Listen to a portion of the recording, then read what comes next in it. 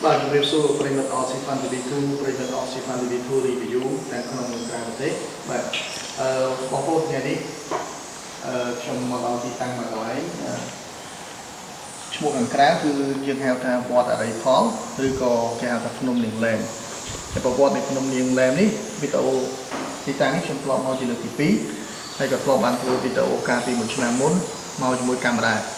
ឥឡូវវគ្គនេះមកជាមួយកាមេរ៉ានេះគ្នាកាមេរ៉ាមកទៀតថ្ងៃនេះដោយសារស៊ីគាត់រវល់ដល់ពេលអញ្ចឹងអត់បានមកទេហើយខ្ញុំក៏ពឹងឲ្យកាមេរ៉ាគាត់មកជួយបាទតែចំពេលគាត់ទៅនេះដែរក៏គាត់មកជួយបានមកវីដេអូទៅបងប្អូនពាក់ព័ន្ធជាមួយនឹងទីតាំងនៃប្រវត្តិភ្នំនាងលែននេះមានរឿងជាច្រើនដែលកើតឡើងនៅទីតាំងនេះហើយនៅខាងក្រោយនោះកាមេរ៉ាម៉ែត្រពុតគឺជាក្រោយវាចូលបាទហើយខ្ញុំក៏បានចូលហើយចាំខ្ញុំដាក់វីដេអូជូនបងប្អូនហើយកាមេរ៉ាជួយមើលពីខាងក្រៅព្រោះយើងអត់មានសោតបានសុំគាត់ទេដោយសារយើងគិតថាអត់ចូលណាបាទនេះនៅខាងក្នុងត្រជាក់ស្រាប់ប្រកបដោយអាចកំបាំងផ្សេងៗជាច្រើន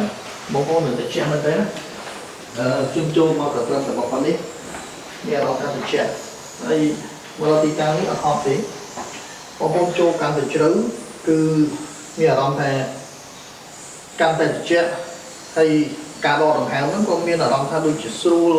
ខ្លួនអញ្ចឹងវាអត់មានហប់អត់មានថប់មានតឹងថ្ងៃនេះទេអូខេតោះបងប្អូនចង់ទស្សនាវីដេអូពេញមាននៅក្នុងនេះខ្ញុំនឹងដាក់លីងជូនបងប្អូនហើយដាក់ព័ត៌មានមួយទីតាំងកន្លែងនេះបើតាមអង្គប្រុសបាទគាត់និយាយថា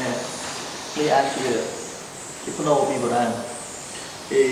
ឃើញទម្រង់បែបជាភ្នោអញ្ចឹងទៅក៏គេរៀបចំសាងសង់អញ្ចឹងទៅបាទរៀបចំសាងសង់ទម្រង់ហ្នឹងទុករហូតមកដល់សប្តាហ៍ថ្ងៃនេះហើយប្រវត្តិនៃវត្តនេះក៏កើតឡើងតែជា30ឆ្នាំជាងហើយអាសនៈមិញថ្ងៃនេះខ្ញុំមកនេះគឺមកលីបាណុនផងទេបងប្អូនណាបាទខ្ញុំបានរៀបចំឲ្យធំបាទសែនដើម្បីវាមាត់វាកដល់ទីតាំងកន្លែងនេះបងប្អូនទៅជែកទូបងប្អូនដែរថាពាក់ព័ន្ធជាមួយនឹងបាណុនបាទពាក់ព័ន្ធជាមួយនឹងការសុំមើលចេញនេះតាមគេតគ្នាមកគេថាស័ក្តិសិទ្ធិបងប្អូនណាបាទហើយខ្ញុំក៏ធ្លាប់ជួបអញ្ចឹងខ្ញុំគិតថាស័ក្តិសិទ្ធិអញ្ចឹងទេថ្ងៃនេះមានឱកាសបាទមានវិស័យបាទមកលាមាត់វាកហើយក៏សូមសុខសប្បាយទីតាំងកន្លែងនេះខ្ញុំធ្លាប់បានបញ្ជាក់ជូនបងប្អូនពីវីដេអូដើមដែលគឺជាកន្លែងដំបូងដែលលោកយាយលៀងគាត់សមាធិនៅខាងក្នុងនេះកាមេរ៉ាជួទៅជែកទៅខ្ញុំសែនមិនតិចទៅបាទនៅខាងក្នុងមានរូងមួយទៀតបាទមានរូងមួយទៀតហើយនៅខាងក្នុងនេះដូចជាប្រហែលជា2ម៉ែត្រទេប៉ុន្តែមានកូនក្រេមួយ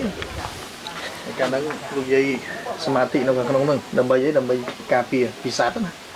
ហើយជំនាន់នោះអត់មានដៃអត់មានអីណាហើយបងប្អូនមិនឆ្ងល់ថាហេតុអីបានជាមានដៃពុំពាត់ទេដោយសារនៅទីតាំងនេះស្វាច្រើនណាបើសិនជាអត់ពុំពាត់បែបនេះទេសមិទ្ធផលផ្សេងឬក៏អ្វីដែលសំខាន់ហ្នឹងគឺអត់គុំវងបាទប៉ុន្តែលើកនេះមកថ្លៃ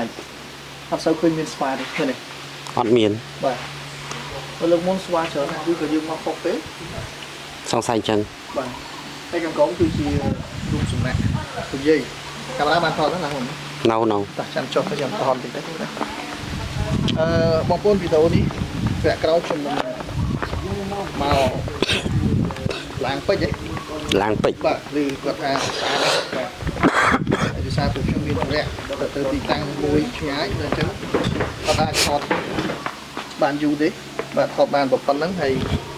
បងប្អូនចង់ទស្សនាក្រុមសារពេញអាចចូលទៅក្នុង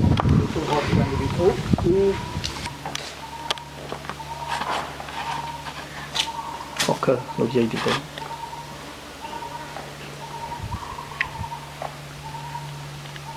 អញ្ចឹងពាក់ព័ន្ធជាមួយប្រវត្តិផ្សេងបងប្អូនអាចចូលទៅទស្សនាលីងខ្ញុំដាក់នៅក្នុង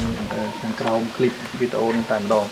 អរគុណបងប្អូនគ្រប់គ្នាបាទជួបគ្នាវគ្គក្រោយហើយខ្ញុំនឹងនាំបងប្អូនទៅទស្សនាឡើងពេជ្រណា